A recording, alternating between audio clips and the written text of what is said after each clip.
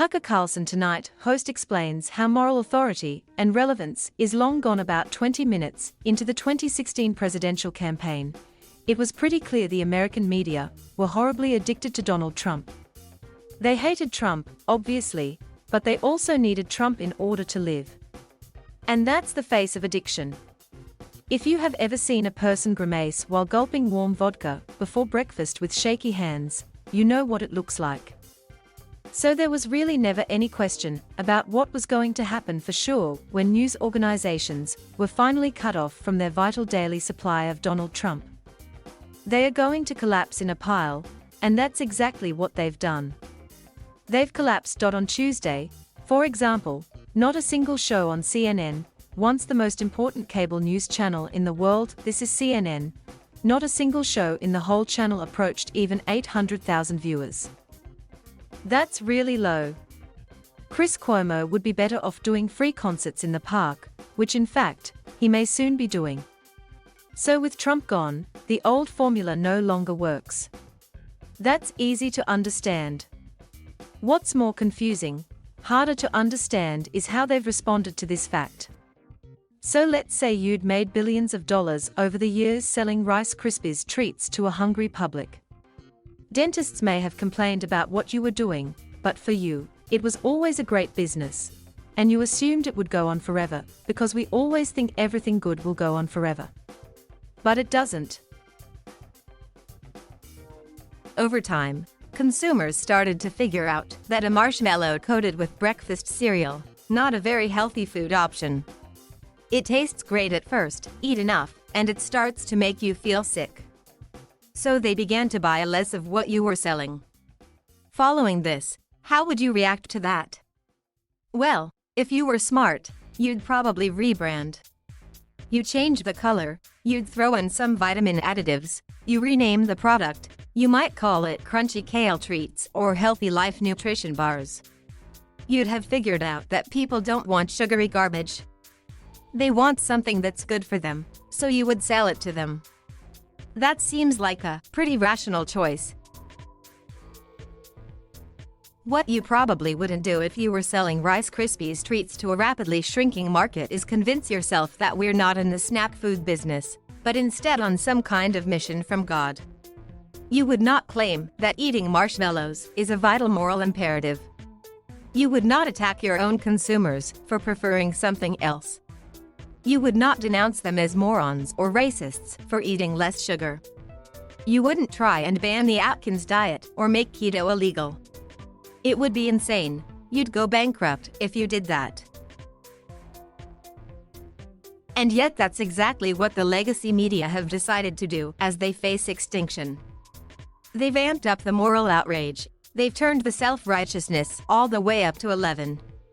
And above all, they pretended that nothing has changed and that Donald J. Trump still strides the horizon like a great orange colossus who threatens the very existence of this fragile nation. We're not overstating it. Here's a recent sample of cable news coverage in this country, and keep in mind that every one of these clips was recorded this week. Brianna Keeler, election officials are growing more fearful for their lives as Donald Trump continues his big lie. Poppy Harlow, President Trump continues to push lies about the election, about election results across the country. Don Lemon, where would we be today if the Trump White House simply listened to the science? Bill Kristol, Trump wants to overturn the next election. He wants to overturn the last one. He wants to limit voting and overturn elections at the state level. Jeffrey Toobin, Mitch McConnell, and Kevin McCarthy denounced the insurrection, denounced Donald Trump. WOLF Blitzer, as President Trump has found a surprising new platform to spread the big lie. Molly Jong Fast, the thing with Trump is always bad for democracy. Aaron Burn Eastern Time T, it has metastasized much far beyond President Trump. Right from multiple sources. I hear you there. However, the original cancer was President Trump. What a freak show. No wonder nobody watches. Who would watch that? But listen to what they're saying. Trump wants to overturn the next election, screams the pudgy midget. They all do. Okay, got it. But the fact is that Donald Trump is no longer the president of the United States. He's golfing right now in Florida. Good for him. How about covering what's happening in America right now, trying to change? Maybe you could explain it to us or even tell us about it. Nope. They refuse. And they refuse because they are caught in an earlier age. They can't adjust to a new reality. It's depressing when you think about it. That's going to be all of us someday. It's certainly very sad for them. Just a few years ago, hosting a Sunday show on television was considered a very big deal, especially in Washington. Now, nobody cares. It's irrelevant. Imagine if you're the host of one of those shows. Chuck Todd doesn't need to imagine he is the host of one of those shows. He spent his entire life trying to get this gig, only to discover once he got it, that it's not worth having.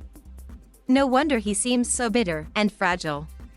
Here he is earlier this year.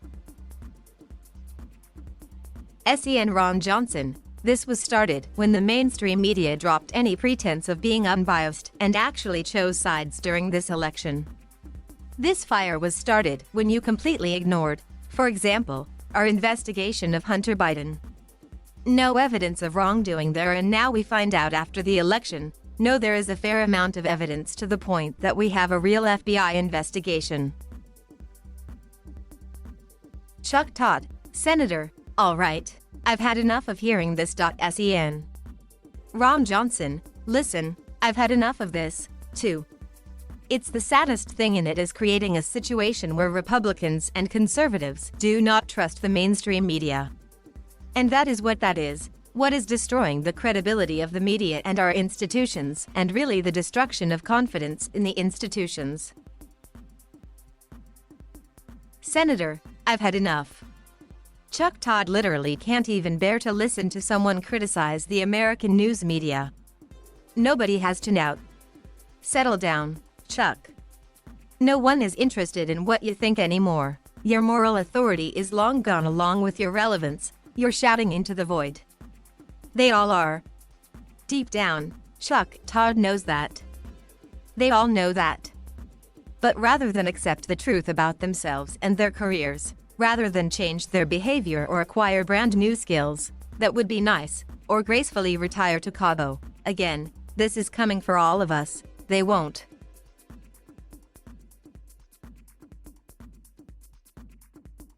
Thank you for watching. Please subscribe.